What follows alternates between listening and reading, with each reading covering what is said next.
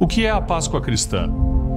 É possível haver uma Páscoa cristã ou isso é uma contradição? A maioria das pessoas pensa que os judeus celebram a Páscoa e os cristãos celebram a Easter.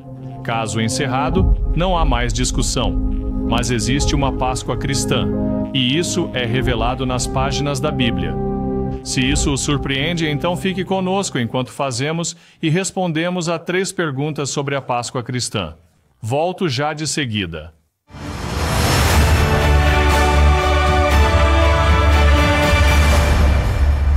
Bem-vindos ao Mundo de Amanhã, onde damos sentido ao vosso mundo através das páginas da Bíblia. Há mais de 2.000 milhões de pessoas nesta terra que se identificam como cristãs, e a maioria delas observa os feriados normalmente associados ao cristianismo, como o Natal e a Easter. Mas um número crescente de pessoas está a descobrir que a Bíblia tem algo diferente a dizer sobre os dias santos cristãos, e pode não ser o que está a pensar. É que a maioria das pessoas pensa hoje que os dias santos bíblicos são exclusivamente judaicos. Mas será que são mesmo? Vamos examinar esse assunto hoje, ao explorarmos 3 questões sobre a Páscoa cristã. Vamos começar com a primeira pergunta. Primeira, Jesus guardou e ensinou a Páscoa cristã? Quando falamos de observâncias religiosas na primavera, os judeus celebram a Páscoa como recordação da sua estadia e libertação do Egito. Por outro lado, a maioria dos cristãos celebra a Easter para comemorar a ressurreição do Salvador, Jesus Cristo. Falemos brevemente sobre a Páscoa do Antigo Testamento. Na verdade, não eram apenas os judeus que celebravam a Páscoa. Eles eram apenas uma tribo na nação de pessoas chamadas israelitas, os filhos do patriarca Israel. Deus deu instruções aos israelitas em Êxodo 12, versículos 3 e 5 a 8. Fala a toda a congregação de Israel, dizendo: No 10º dia deste mês, cada um tomará para si um cordeiro. O vosso cordeiro será sem defeito um macho de 1 ano. Podereis tomá-lo das ovelhas ou das cabras. Guardá-lo-eis até ao dia 14 do mesmo mês. Então toda a assembleia da congregação de Israel o imolará ao crepúsculo. Tomarão um pouco do sangue e o porão nas 2 ombreiras e na verga da porta da casa em que o comerem. Naquela noite comerão a carne assada no fogo com pães ázimos e com ervas amargas. A Páscoa, nos tempos antigos, era celebrada como memória de como Deus libertou os israelitas dos egípcios. Deus feriu os primogênitos dos egípcios na noite da Páscoa. Mas os israelitas marcaram as ombreiras das suas portas com um pouco do sangue do cordeiro da Páscoa, e Deus passou por cima das casas dos israelitas e protegeu-os do mal. Avançando rapidamente para o tempo de Jesus Cristo. Jesus Cristo era um israelita da tribo de Judá, que observava a Páscoa durante a sua vida. Mas, como nosso Salvador, não só veio à terra para viver a vida de um judeu obediente, como também veio para morrer pelos nossos pecados e estabelecer a sua igreja. Mas na noite anterior à sua morte, repare numa coisa muito especial que Jesus fez com os seus discípulos. Ele instituiu a Páscoa do Novo Testamento, que também podemos chamar de Páscoa cristã. Em Lucas 22, 14 e 15, lemos sobre a última Páscoa que Jesus celebrou com os seus discípulos. E chegada a hora, pôs-se à mesa e com ele os 12 apóstolos. E disse-lhes: Desejei muito comer convosco esta Páscoa antes que padeça. Sim, Jesus celebrou a Páscoa e isso envolveu uma refeição que incluía cordeiro assado, pães ázimos e ervas amargas, de acordo com o estatuto do Antigo Testamento. Mas também fez algo de novo nessa noite. Instituiu os símbolos da Páscoa do Novo Testamento. Vamos ler em Mateus 26, versículos 26 a 28. Enquanto comiam, Jesus tomou o pão, abençoou-o e partiu-o. Deu-o aos discípulos e disse: Tomai, comei, isto é o meu corpo. Depois tomou o cálice, deu graças e deu-lhe dizendo: Bebei dele todos vós, porque isto é o meu sangue da nova aliança, que é derramado por muitos para a remissão dos pecados. O que Jesus fez foi pegar nos 2 elementos do pão e do vinho e instituir novos símbolos. O pão ázimo representava a forma como o seu corpo seria partido no espancamento que sofreria até a sua crucificação. O vinho representava como ele derramou o seu sangue e morreu de uma ferida de lança enquanto estava pendurado na estaca. Como o verdadeiro Cordeiro de Deus, que a Páscoa do Antigo Testamento prefigurava, ele ia dar a sua vida pela salvação de toda a humanidade. Esses símbolos que ele estabeleceu tinham um significado tremendo e uma importância impressionante para o futuro de cada ser humano. Agora, antes de prosseguirmos, não se confunda com a linguagem. O pão não se tornou misteriosamente o corpo literal de Cristo e o vinho não se tornou milagrosamente o seu sangue literal. Não, ambos eram símbolos que representavam o seu corpo partido e o seu sangue derramado. E mais uma vez, esses símbolos têm um significado tremendo. Mas reparemos em mais uma coisa. Enquanto ensinava aos discípulos naquela noite, ele introduziu mais um elemento. E isso é encontrado em João 13, versículos 3 a 5. Jesus, sabendo que o Pai tinha entregue todas as coisas nas suas mãos e que tinha vindo de Deus e ia para Deus, levantou-se da ceia, pôs de lado as suas vestes, pegou numa toalha e cingiu-se.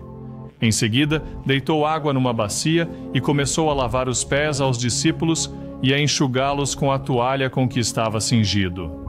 Aqui, Jesus instituiu um outro elemento da Páscoa cristã, o lava-pés do teu irmão. O objetivo era ensinar os discípulos de Jesus a humilharem-se e a servirem-se uns aos outros como Cristo os tinha servido. Repare-se em João 13, versículos 12 a 15. Depois de lhes ter lavado os pés, tomado as suas vestes e se ter sentado de novo, disse-lhes: Sabeis o que vos tenho feito? Chamais-me Mestre e Senhor, e dizeis: Pois bem, eu o sou. Se eu, o vosso Senhor e Mestre, vos lavei os pés, também vós deveis lavar os pés uns aos outros. Porque eu vos dei o exemplo, para que, como eu vos fiz, façais vós também.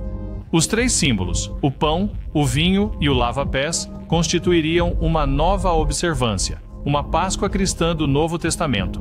E ele instituiu-a na noite anterior à sua morte. Jesus explicou a importância desta nova observância em João 6, versículos 53 e 54.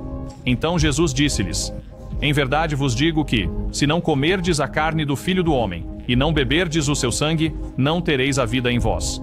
Quem comer a minha carne e beber o meu sangue tem a vida eterna, e eu o ressuscitarei no último dia.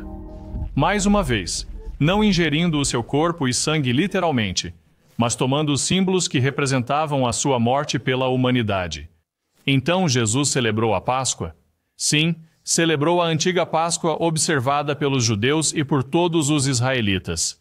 Mas, ainda mais importante para nós, também instituiu uma Páscoa cristã do Novo Testamento para os seus seguidores. E disse-lhes especificamente: Sigam o meu exemplo e façam como eu fiz. Depois da sua morte e ressurreição, à medida que a igreja crescia, os gentios também foram chamados para a igreja. E isso levanta uma questão lógica, a nossa segunda questão sobre a Páscoa cristã. E nós vamos abordar isso na próxima secção deste programa. Número 2. Era esperado que os gentios observassem a Páscoa cristã também? Essa é uma pergunta importante, porque muitas pessoas acreditam que com o crescimento da igreja, Deus permitiu que as regras mudassem, por assim dizer. Eles acreditam que, de alguma forma, os gentios que entraram na igreja não precisavam seguir as mesmas regras e leis que os judeus que já estavam na igreja. Os escritos do apóstolo Paulo são frequentemente usados para tentar mostrar que as regras mudaram para os gentios que entraram na igreja. Mas vamos examinar o que Paulo ensinou sobre a Páscoa cristã. Em 1 Coríntios 11, nós encontramos uma passagem bastante esclarecedora sobre o que Paulo ensinou a respeito da Páscoa cristã.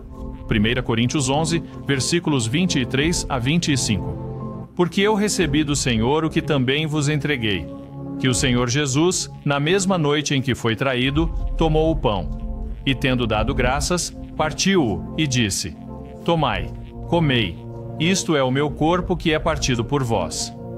Fazei isto em memória de mim. Da mesma forma, depois da ceia, tomou também o cálice, dizendo: Este cálice é a nova aliança no meu sangue. Fazei isto todas as vezes que o beberdes em memória de mim. Paulo, o apóstolo dos gentios, que supostamente acabou com todas as leis judaicas, estava descrevendo a Páscoa cristã. E ele estava descrevendo isso em sua carta a uma igreja gentia, os Coríntios. Reparem ainda no versículo 26. Porque todas as vezes que comerdes este pão e beberdes este cálice, anunciais a morte do Senhor até que ele venha. Alguns acreditam que isso significa que devemos tomar os símbolos do pão e do vinho várias vezes por ano, ou talvez sempre que adoramos a Deus. Mas repare, não foi isso que ele disse. Ele apenas disse que, quando você toma o pão, você está proclamando ou memorializando a morte do seu Senhor até que ele venha. Há muita coisa aí. Para começar, é um lembrete de que Jesus Cristo está voltando para a Terra. E estamos a aproximar-nos desse momento. Está mais perto do que nunca. Mas a outra coisa que notamos aqui é que ele explicou que a Páscoa é um memorial da morte de Cristo. É o aniversário da morte de Cristo. Por que você comemoraria um aniversário em qualquer dia que você quisesse? Num dia diferente do dia em que o evento original aconteceu. Nos Estados Unidos, celebramos o dia 4 de julho como o Dia da Independência, que remonta à publicação da Declaração de Independência em 1776. Em França, o Dia da Bastilha é a 14 de julho. É o Dia Nacional de França, porque remete para a tomada da Bastilha a 14 de julho de 1789. No México, o dia 16 de setembro é celebrado como o Dia da Independência, o dia em que o padre católico e patriota Miguel Hidalgo fez a famosa convocatória aos seus paroquianos para que se levantassem em revolução. É celebrado a 16 de setembro, o dia em que estes acontecimentos tiveram lugar.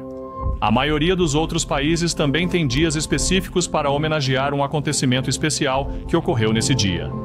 Os casais celebram frequentemente o aniversário do seu casamento. Quando é que o fazem? Bem, no dia em que se casaram.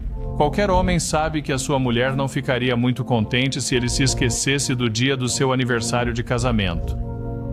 Então, por que pensaríamos que Deus ficaria satisfeito se levássemos símbolos que representam o sacrifício de Cristo em qualquer dia que quiséssemos, independentemente da data? O tempo é muito importante para Deus. E neste caso, a data da Páscoa cristã lembra-nos a importância e o significado do acontecimento que teve lugar nesse dia. A crucificação e morte de Jesus na estaca pelos nossos pecados. Indo mais longe, Paulo até descreveu como se preparar para tomar essa Páscoa. Perceba em 1 Coríntios capítulo 11, versículos 27 e 28. Portanto, quem comer este pão ou beber este cálice do Senhor de maneira indigna, será culpado do corpo e do sangue do Senhor. Examine-se, pois, o homem a si mesmo, e coma do pão e beba do cálice. Paulo disse que há até uma maneira correta de se preparar para tomar a Páscoa cristã. É o autoexame, a autorreflexão, uma avaliação honesta de como se está a viver a vida à luz das leis de Deus e da orientação de Deus, e o reconhecimento da necessidade do sacrifício de Cristo e do perdão de Deus na nossa vida. Lembre-se que Paulo estava a escrever aos coríntios, que eram gentios, não judeus. Esta Páscoa não era apenas para os judeus ou israelitas, era para todos os cristãos. Perceba em 1 Coríntios capítulo 5 e versículo 7. Expurgai, pois, o fermento velho, para que sejais uma nova massa, pois verdadeiramente sois ázimos, porque na verdade, Cristo, nossa Páscoa, foi sacrificado por nós. Quando os antigos israelitas estavam celebrando a Páscoa, eles estavam, na verdade, sem saber, prefigurando o Cordeiro de Deus morrendo pelos pecados da humanidade. E é exatamente isso que Paulo estava explicando. Percebam então que no versículo 8, Paulo disse o seguinte: celebremos, pois, a festa, não com o fermento velho, nem com o fermento da malícia e da maldade, mas com os pães ázimos da sinceridade e da verdade. Nós já vimos que os discípulos foram ensinados a celebrar a Páscoa cristã. Agora vemos que o apóstolo Paulo ensinou o significado simbólico da Páscoa e explicou como se preparar para ela. Como podemos chegar a outra conclusão que não seja a de que essa era a intenção de todos os cristãos do Novo Testamento? Mas com tudo isso em mente, vamos olhar para a nossa terceira pergunta. A terceira: por que a maioria dos cristãos professos guardam a Easter em vez da Páscoa cristã? Não é notável que não haja uma única instrução ou ordem para guardar uma observância que comemore a ressurreição de Cristo? Por outro lado, a Bíblia fala muito sobre a Páscoa cristã. Não me interpretem mal. A ressurreição é extremamente importante. Baseamos a nossa esperança de vida eterna nesse facto. Lemos em Romanos capítulo 8 e versículo 11. Mas, se o Espírito daquele que dos mortos ressuscitou a Jesus habita em vós, aquele que dos mortos ressuscitou a Cristo também vivificará os vossos corpos mortais, pelo seu Espírito que em vós habita. A ressurreição é extremamente importante, mas pode procurar no Novo Testamento do princípio ao fim e não encontrará nenhuma instrução ou ordem para aguardar como uma observância ou um dia santo. Então, por que é que tantas pessoas celebram a Easter? Os telespectadores de longa data do mundo de amanhã sabem que a maioria dos feriados da corrente principal do cristianismo atual tem raízes claramente pagãs. Esse é o caso da Easter. Na brochura Easter, a história não contada, o apresentador e evangelista do mundo de amanhã, Gerald Weston, explica este facto. O Oxford Companion to World Mythology explica isto sobre a Easter. O feriado ocorre no início da primavera e está claramente relacionado com antigos mitos de fertilidade de heróis renascidos. Para muitos, a Easter é sinônimo de símbolos de fertilidade, como o coelho da Easter, os ovos da Easter e o lírio da Easter. Então por que é que as pessoas celebram a Easter se ela tem origem em antigas tradições pagãs? Os factos da história revelam que, após a fundação da Igreja no século I, a corrente principal da Igreja visível sofreu profundas mudanças. À medida que as novas gerações surgiam, a pressão para se conformarem com os pagãos à sua volta aumentava imenso, incluindo a manutenção do festival de fertilidade da primavera para a deusa Ishtar. Em contrapartida, os cristãos fiéis mantinham-se fiéis às doutrinas de Cristo e dos apóstolos. O escritor do Mundo de Amanhã, Dexter Wakefield, explica este facto no seu artigo da edição de março-abril de 2013, intitulado "Você é um quarto desse mano? Deveria ser?" Observe. No século II do Anticristo, houve uma controvérsia no início do cristianismo. A Igreja Romana, sob o comando do Papa Sisto I, tinha estabelecido a manutenção de uma versão antiga da Easter num domingo. Mas há muito tempo era prática das igrejas asiáticas do Oriente Médio celebrar a Páscoa cristã, como Jesus e os apóstolos fizeram no 14º dia de Nisan, o primeiro mês do calendário judaico. Levítico 23, versículo 5. Ele menciona que a Páscoa cristã era no 14º dia de Nisan. O termo quarto decimã significa 14º em latim. Viria a ser um nome para aqueles que continuaram a guardar a Páscoa cristã no dia 14 de Nisan como Jesus fez, mesmo que muitos na igreja visível a tivessem abandonado pela Easter. O Sr. Wakefield continua. A Enciclopédia Católica relata que, enquanto Aniceto era papa, São Policarpo, então em idade avançada, foi conversar com ele, entre os anos 160 e 162, sobre a controvérsia pascal. Policarpo e outros no Oriente celebravam a festa no dia 14 do mês de Nisan, independentemente do dia da semana em que caísse, ao passo que em Roma era sempre observada no domingo. Policarpo era um discípulo direto do apóstolo João. Aniceto e Policarpo não chegaram a um acordo sobre o assunto. E várias décadas mais tarde, outro bispo de Roma, Victor, tentou forçar todas as igrejas da Ásia Menor a rejeitar a Páscoa cristã no dia 14 de Nisan, mas elas não cederam à pressão. O Sr. Wakefield continua. O historiador da igreja primitiva, Eusébio, escreveu: "Mas os bispos da Ásia, liderados por Polícrates, decidiram manter o velho costume que lhes fora transmitido. Ele próprio, numa carta que dirigiu a Vítor e à Igreja de Roma, expôs nas seguintes palavras a tradição que lhe tinha chegado. Nós observamos o dia exato, sem acrescentar nem tirar, porque também na Ásia adormeceram grandes luminares. Entre eles está Filipe, um dos 12 apóstolos. Além disso, João, que era testemunha e mestre e estava reclinado no seio do Senhor.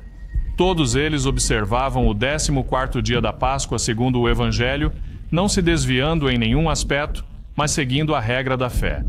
Então Vítor, que presidia a Igreja de Roma, tratou logo de cortar da unidade comum as paróquias de toda a Ásia com as igrejas que concordavam com elas como heterodoxas, e escreveu cartas declarando excomungados todos os irmãos de lá.